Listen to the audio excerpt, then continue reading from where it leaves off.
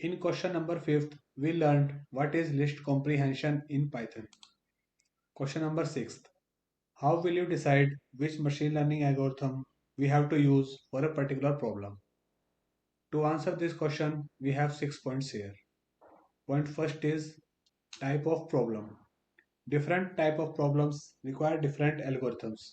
For example, supervised learning algorithms are appropriate for the problems involving prediction, while unsupervised learning algorithms are more appropriate for those problems which involve the clustering or dimensionality reduction. Okay, next point is point number 2, size and quality of our data. Some algorithms require large amount of data to work well, while other can work with relatively little data. Some algorithms are also more sensitive to the quality of data than others. For example, decision tree algorithms are less sensitive to outliers and missing values in the data as comparison to other algorithms like linear regression. Point number 3 we can explain is computational resources, or you can say the hardware and software of our system.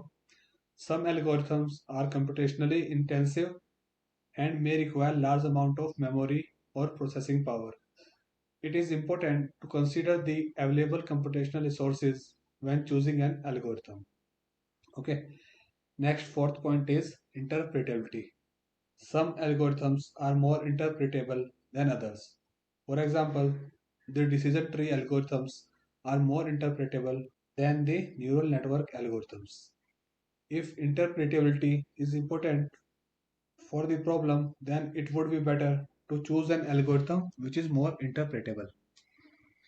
Next point we can consider about our previous results of the algorithm. Some algorithms have been shown to work well on similar types of problems in the past.